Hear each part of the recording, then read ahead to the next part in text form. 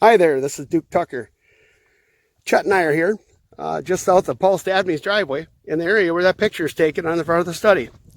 Let's go for a walk. Thought it'd be nice, since we can't get together in person, that we have a virtual field trip instead. As you can see, the snow's pretty much all melted. We'll probably get to a couple areas where there's a little bit of snow still. But anyways, you can probably hear the grass crunching under my feet. Here's a stake. Paul Stabney put this in for me. I measure this pretty much every Saturday. I don't wear hip waders or anything like that. I just walk down in here and measure it. But at any rate, this stake right here, it's been as much as 3 to 4 inches under the water when the boards are in Dike 6. We'll be stopping at Dike 6 a little bit later here. But the boards are out of that flowage right now. I think Paul really enjoys being able to walk through his woods again.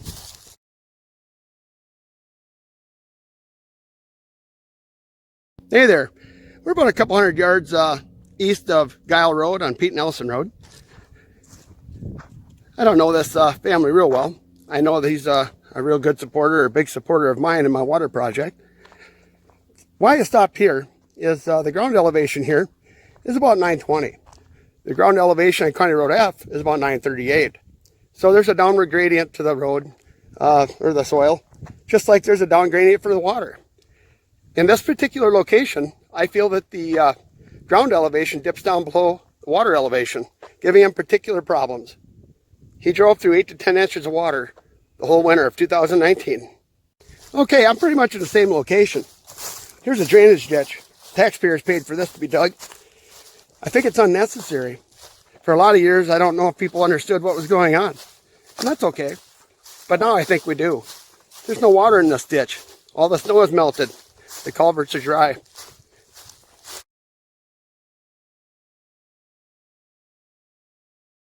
Okay, Chet and I are working our way westward now, back towards Dike 6 flowage.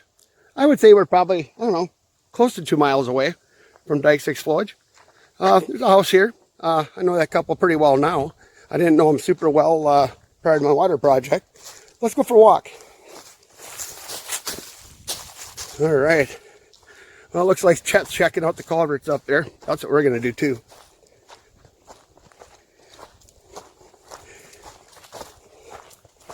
All right. We not only have one culvert, but we have 2 culverts. Dry as a bone. Look at the rust scale in there. It's I don't know if you can see it, but there ain't been any water in this culvert since the water was let out after the 2020 study.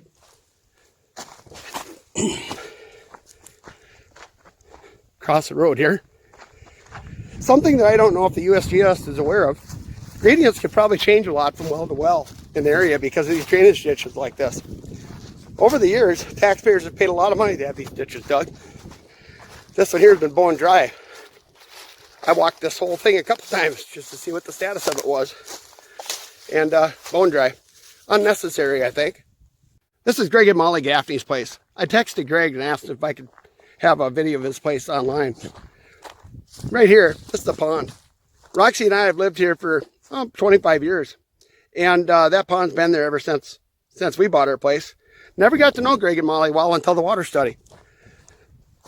Their story is one that really drives me nuts. They take in a lot of foster kids. They adopt a lot of them. They work really hard. Teach them good values, show them a lot of love. One thing they have to raise that many kids is extra food. I think they use these animals to teach them work ethic too. So when you take a look at this, I want you to know that Greg and Molly, they bought property south of Grantsburg just to pasture the cattle. And I've made that known before to the DNR. So here we are.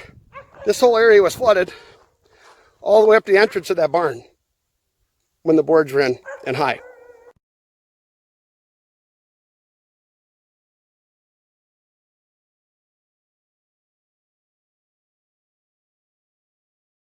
I'm just east of Greg and Molly's house. Up there at that stop sign, that's the intersection of Spalding and Pete Nelson where I showed you the pedestals. This road commonly has water along both edges of the road.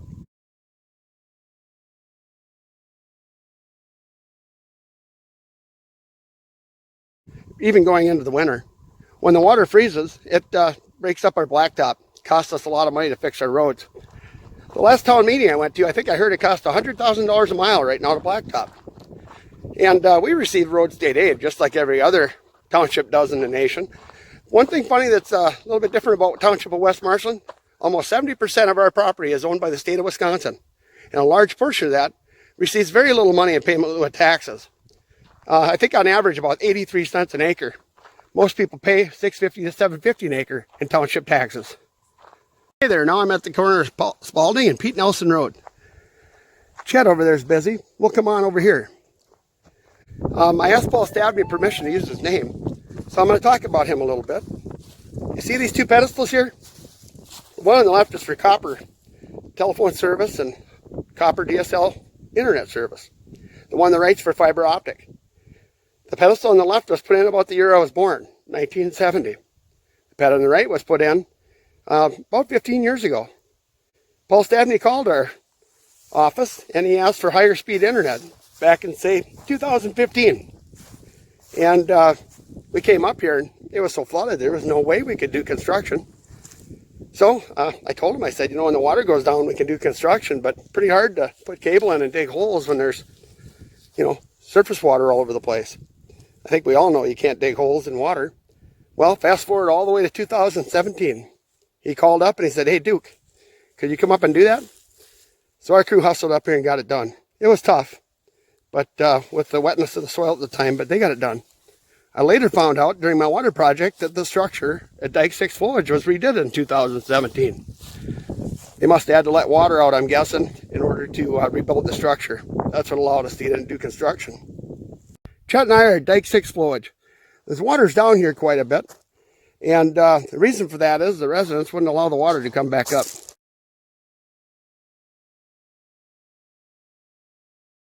2019, the boards were put back in after that study, and everybody was flooded out again. Weren't very happy. So the boards are still out, and without that, we wouldn't be able to shoot this video today because we'd be flooded again. All right, this is the location where the USGS well was, well number 1. I'm going to talk about well number 1 when I get over to the structure. Tony Nelson and I, we worked quite a bit on the water project. We charted this whole body of water to know the depth of it with a canoe. It was a lot of work. Okay, we're real close to Dike 6 water control structure. This is the original one. The benchmark of it here is 1.5 feet lower than the other one. I've done some field work here with my transit. Crex Meadows is really popular and needs to exist forever. From what I hear, 100,000 visits made to Crex Meadows every year. I'd be willing to bet in the last 2 to 3 years, I made up more than my fair share. All right, this is the staff gauge. Starts out at 4.8 probably, and 8.3. I've been told that this structure is the water's never kept higher than 935. I don't know about you, but if I was going to mount a staff gauge on a structure, I'd put my elevation in the middle. The first night that Tony Nelson and I worked on our water project together, the water here was at 937.8. I didn't know what the 930 was at the time because I hadn't learned that much, but I did take note of it being at 7.8. Beaver Dam was on top of the boards here, and you can see water staining. It's not that hard to believe, right? Water staining in the culvert. At any rate, I promised to talk about well 1 here. I made note of well 1 having a ground elevation at the base of the well that I felt was off. I want to say from memory it's 935.8. Well, when the water got to 935.8, I came over here. It was off by 0.8 feet. I believe it made the water in that well look as though that it was 0.8 feet lower than what it really is. Turns out my gradient maps kind of show it. Hey there. Here's a 1990 study that was performed by the USGS and the DNR. And here's the most recent study. Both of these studies were due to complaints of landowners of groundwater flooding. Right now I'm located just north of the corner of Pete Nelson and County Road F. Studies are important. Taxpayers pay a lot of money to have studies done to know exactly how things are working. We depend on the government to help us solve issues. The USGS personnel that I've worked with are absolutely excellent. However, it's really hard for them to do their work from afar. So I wanted to provide some information. So right now, I would say as far as groundwater flooding, the residents are 0-2. This study here is inaccurate. I pointed it out. I'll turn to the page in the document here that actually I'm concerned about, right here. This is a groundwater elevation gradient map right here. You can see it says 945. And this is County Road F that goes straight up through here. Well, the only problem with that is County Road F is only at an elevation of 938. Getting these studies accurate and done properly is really important because they're referenced over and over again. You'll see that later on in my water quality segment. Well, I've just pulled into my neighbor Jerry's place, and I come up here every week pretty much when it's not frozen and snowing. I see Jerry's here. Hey Jerry, how you doing? Good. Good. Say, I went back. I'm going to go back and do some, take a couple video shots. Jerry likes to be pretty private, but Jerry, I haven't preempted any questions from Jerry here, but Jerry, how's the water experience for you? Down now, it's great. So, do you feel that the boards coming out at Crex Meadows has an effect on your property? Oh, definitely. My cows don't have to swim to go to eat anymore. Oh, well, that's a good thing. So, any question at all in your mind that the USGS study, if it says there's no effect from the Crex Meadows to your property, do you think they're wrong? Definitely. Okay, I didn't threaten you or anything, right? No. Yeah, We've been here since 1954. Okay. We've had this property, and all right. seen the water go up and down several times. Okay. Well, I appreciate your help. And by the way, Jerry allows me to have a test well at his place, and like I say, I come up here just about weekly unless it's dead of winter. But he's got some donkeys here too, and boy, I tell you, they chase me once in a while. But Jerry, thanks a lot for your time. I'll get out of your hair. All right, thanks, dude. Yep, bye-bye. Bye. Well, first order of business is to look for those mules. You got to keep an eye out for those. Oh, there went some deer. Anyways, all right, we're in the southwest corner of Jerry Bistrom's pasture at his ranch. All right, here's one of my 6 wells that I have for testing. Like I said, I come out weekly and check these, except for in the dead of winter. Keep the cap loose so it can breathe. The highest I've seen the surface water here is about here. And at that time, it was after a heavy rain during the study. The groundwater inside the well was about an inch lower than that. It takes a day or two for it to even out, but it's usually pretty even. This is my broom handle stick. I used to use this for measuring. I didn't realize the water would go down quite as far as it actually did, taking the bores out of Dike 6 flowage. That'll no longer reach the water. In fact, I'll demonstrate that. Let's see if I'm lying to you or not. Yeah, dry as a bone. Okay, so you can see there, that's quite a bit of a water elevation drop. I think the last time I was here, it was 43 inches is what I had for a reading. Okay, Jerry's got a trail that goes all the way around his ranch here. And this whole area, I wanted to stop and take a picture of this because video it, because I think I have pictures of it totally flooded that I might insert in my video.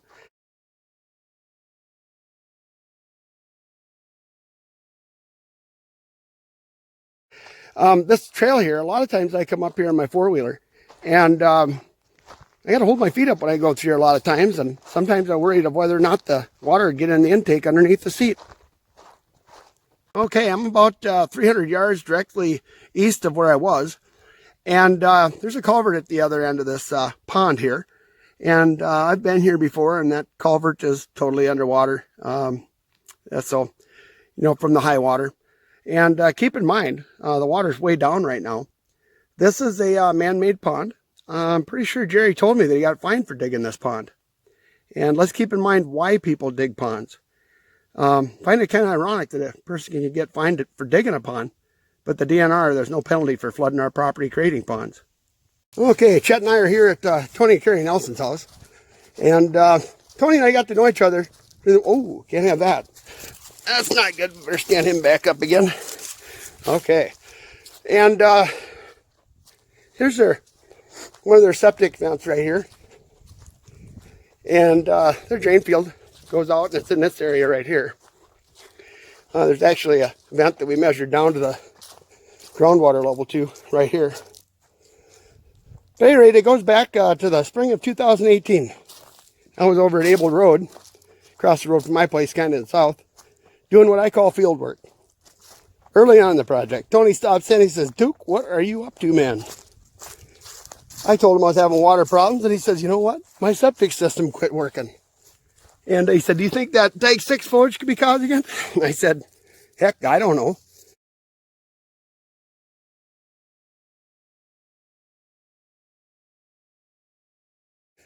he says, well, let's go up and check it out. So we did. We found that Beaver Dam. We came up here and we measured the water down there. We thought, wonder what we should do about that. I think we all know what we did about that. This is Carrie's garden. She hasn't been able to use it for a few years. She really enjoys gardening and canning. Really good at it too, by the way. Here's her shed. You can tell it's all rotted on the bottom from sitting in water. Tony and Carrie used to live north of here. Tony was a taxidermist.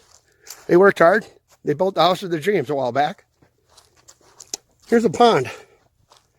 Remember, people don't dig ponds for water and ducks unless there's, unless there's water there already. So, anyways, my good friend Tony, he passed away recently.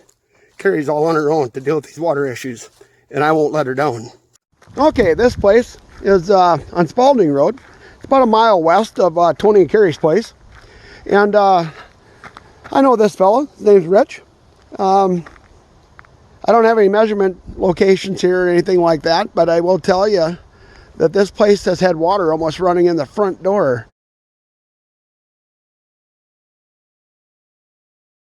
Okay, we're a little over 2 miles from Dike 6 flowage, I think. A buddy of mine was working on that garage there, and a homeowner came out and they were visiting and got into conversation about water in their basement. The guy was pretty upset about it. My buddy knew about my water project, and he was asked to get a hold of me to see if I'd come out and visit with him. So I did. And I found that they'd lived there for about 20 years, and they had a sump pump put in after the fact. It ran once in a while, and then over the years, it just ran more and more and more all the time. And it got to be where they were pretty frustrated every time they'd come home if the sump pump didn't work, and they'd have problems in the basement. But nonetheless, their sump pump hasn't ran since late June. All right, Chet and I are here at the corner of Guile and Bistrom Road. Yep. All right, well, here's this is the location of the long-term USGS well. And what a wonderful asset to our community here. I guess this well, it's mentioned in the 2019 study, but the elevations from within it were not used because the study only represents what was done in 2019. And this well was put in, I think, in December of 2019. The temporary well was located, I think, back in here somewhere. It's called well 10 in the study. And we're going to talk about well 10 a little bit when we do our review of the study, or when I do my review of the study, I should say. But nonetheless, how this well is talked about, it talks about for long-term monitoring. That's a really good thing. Because I have a feeling, when you look at the water that's already dropped in this well, since it was installed there, it shows a 3.3 drop of groundwater. That's a lot. That's a lot of water. And ironically, that's about how much water is missing out of Dike 6 flowage right now. So, pretty crazy stuff, huh? All right, Chet and I are here on the north side of Bistrom Road. We're, I don't know, 3/4 of a mile or so from Dike 9 flowage to the west.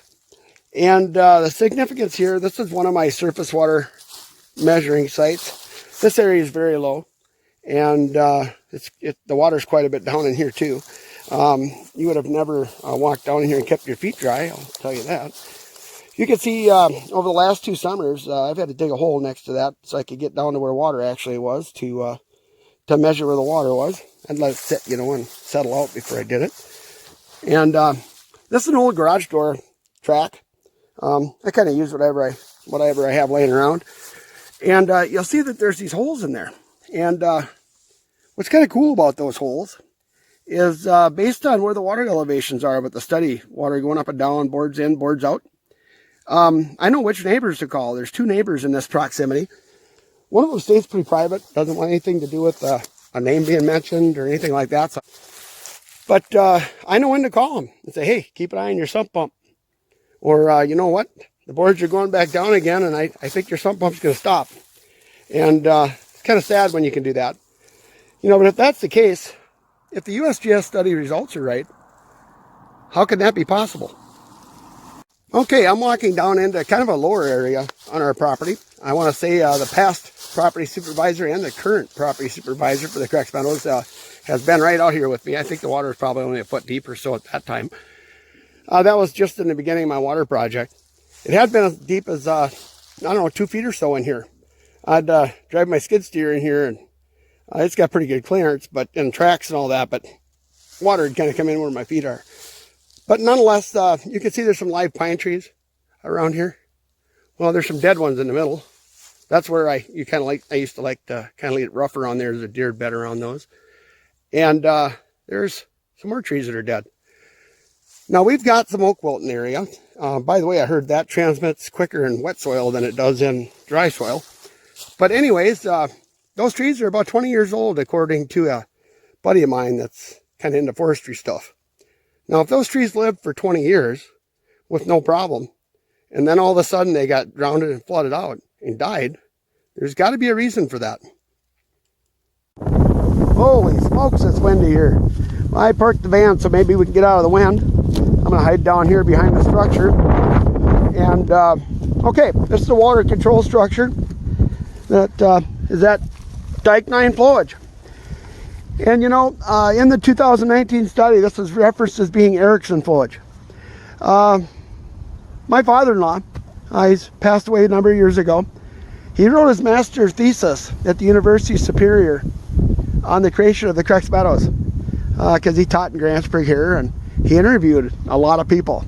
And he had interviewed Harvey Erickson regarding you know, the Crex Meadows stuff, because Harvey was kind of a farmer for the DNR at one time here, and his homestead was actually straight that way, on the opposite side of the road from my house. And from what I understand, he was getting flooded out by the DNR, wasn't getting along too good with them, and somehow he got a job with the DNR, and from what I heard, they swapped property. So then Harvey moved over there, and they tore down his buildings and all this stuff over here. And that's just what I hear. Harvey's been dead and gone a long time, but I'm not going to disrespect Harvey by calling it Erickson flowage while it's in the process of flooding people out, because I don't think he appreciated it very much, from what I understood. So anyways, back to Dike 9 flowage here. You can see the water staining on the structure here. Right now there's a board in there, and DNR wanted that in there so that they could prevent sediment from going in the culvert. So this is where the project started for me. Fall of 2017, I was going to cut my firewood for the year. I burn about 20 full cords of firewood a year. I heat my house and a hot tub and my shop with firewood. And yeah, it's quite a bit of wood to cut, but I enjoy it. I'm kind of tubby, so I need the exercise. But nonetheless, 2017 came and I was trying to cut firewood at our place, and I couldn't even drive through our woods. So I called up, at that time, the property supervisor for the Crex Meadows and asked for a few boards to be taken out over here. And he said, geez, Duke, why? And I said, well, I'm awful wet over at my place. I can't even drive through the woods with my four-wheeler and a trailer. Once I load my trailer, it sinks down in and I get stuck. And he says, oh, you think that has something to do with it? And I said, yeah. I said, I know there's no culverts between us, but I said that sand doesn't hold water. It just goes right through the sand and floods me out. Oh, you think so? I said, yeah. I said, I'm pretty sure of it. So he was nice enough to come over, and I have no idea how many boards he took out. But he took some out, and it took a couple, 3 weeks, but I was able to cut my firewood, and I was kind of happy as a clam, so to speak, getting that done. Well, it always kind of bugged me that I had to call and ask permission to be able to use my property, so to speak. But he was very pleasant with me at the time, but I made a follow-up call. Said, hey, thanks for taking them boards out, and I'd really appreciate it if you left them out so I could use my property. And I never got a call back on that or nothing. And that call was probably in December of 2017, I would guess. Well, the spring of 2018 came, and by that time they had put the boards back in again. And I didn't really pay a lot of attention, I guess. I don't know, just kind of go about life. When you're married and raising kids and all this kind of stuff, you're so busy you don't pay attention to some of the things that you could, But nonetheless, 2018, all of a sudden I had water across the trail in my woods, which had never happened before, and it was just awful. So I came over here and I looked at the structure, and there's a beaver dam.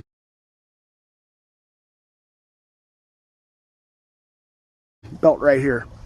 And the water was coming up real close to 932 right here. And I know the DNR will say, oh, no, that never happened. Well, you could tell by the water staining, it's very, very close. You just add 930 to that number, and you could see that it was there. But nonetheless, I seen that on that weekend, and I thought, oh, that's no good. I think I better stop in and talk to the property supervisor and ask if they'll clean that dam out and take out a couple boards. Well, the Monday, I came home for lunch, and I noticed the DNR truck stop here. Person got out. I have no idea who it was. Didn't know the DNR people at the time. And they got out and they looked at the Beaver Dam and got in their truck and left. And I thought, oh, cool. They seen the Beaver Dam. They'll probably be back to take it out. Well, Tuesday came and Wednesday came and then Thursday came. And, you know, beavers, they keep building. And it's pretty bad circumstance because the road over there is only 933. The water was right up on the edge of the road. And by the time Thursday came, I stopped in to ask the DNR folks if they'd come and remove that Beaver Dam. And I was flat out told that they don't have the money to send somebody up there and take the Beaver Dam out. They don't have the funding. And on top of that, water don't cross the road, I was told. Quite adamantly, actually. Well, I tried to be really nice, but after having somebody step closer to me and say that, I got a little upset. And I let them know that, well, geez, if you can't do it, give me a tool. And I'll go take it out myself if I have to. So they gave me the tool, and it's a DNR tool, and I still have it. And it belongs to DNR. I should give it back. They've never asked for it, but I still have it. It's a little pitchfork thing with a 90-degree angle on the bottom of it. I took a video of that day, by the way, of me clearing it out. Well, after spending my lunch break clearing out debris in the culvert, the water's flowing again, and my property across the road won't be flooded. And that video is how I determined what the water elevation was, by the way, at the time. The staff gauge that's mounted around here, that's new. That was not put in until after my water study started. I ended up getting a DNR document that told me the elevation of the top of the concrete wall, and then based on my water video, I could measure down to see about what the elevation of the water was. But nonetheless, this flowage and Dike 6 flowage north of here, it's like 0.6 miles, I believe. And our property kind of have a unique triangular relationship. Dike 6 flowage, when it's at its highest point, and on the opposite side of this road, on the south side of the road, has it's about a 12-foot difference in water. And if the downward hydraulic gradient is, you know, between 6 and 8 feet per mile naturally, which I'm guessing that'd be the case, you can see that there's quite a difference. If I'm only, you know, 0.6, 0.7 miles from Dike 6 flowage, I mean, you can tell that it's going to cause problems and flooding for people. It's not complicated. And but anyways, when this flowage is really, really low, like it is right now, and if you hold Dike 6 higher, you can watch water come right out of our property underneath the road. And it comes right out of the side of the ditch. If you dig back the grass, you can see it come right out. And it's all full of iron turbidity, and there's some like waxy substance type stuff that forms there. And it's discussed very, very clearly in the 2016 water quality assessment that I'll be showing you here in a little bit. But then in the circumstance, let's say that this water was kept high. Let's say it goes up to 931 or 932. And if you keep Dike 6 low, then the water will run west across the road towards our property. So it's just a kind of a crazy relationship. And when all these changes happen, I'm sure the groundwater going back and forth and east and west and so on and so forth, that probably causes a lot of turbidity for our well, I would guess. I mean, I don't know. I'm no water quality specialist. I'm learning quite a bit, but that's just a theory. But I can tell you, I'll be shooting a video in my host channel a little bit, and I'll explain a little bit about water quality and what we've been dealing with. So at any rate, we're going to pack it up here at Erickson Flowage and head over to my place. Well, that's where we were for the last segment. I shot that yesterday. Today I took off most of the afternoon to shoot this video for our field trip. I'm going to tell you that I want to recognize that I can sound like quite of a smart aleck there about my water project. But from my viewpoint, this is so simple to understand. You put boards in, you cause problems for people. You take boards out, you remove those problems. Not complicated. On top of that, lowering the water in the Crex Meadows. You're going to see in my water quality videos that there's a really good chance that it's going to improve our water quality. In fact, I'll tell you, we've already seen it. But nonetheless, lowering the water also from a wildlife standpoint, all of those trips I took into the Crex Meadows and time that I've spent in there in the last couple of years, hundreds and hundreds of hours, I'll tell you, no question about it. I've never had one duck, goose, or swan, or any other kind of wildlife ever come up to me and say, hey, big guy, what are you doing? What are you thinking lowering that water? So, with that, I'm going to say I don't want anybody thinking that I don't like the DNR, because I do. And it's a very valuable state agency. I visited with law enforcement officers from the DNR right there in my yard on a couple different occasions. And I never left in handcuffs either. But nonetheless, let's go inside. We'll shoot our first video for water quality.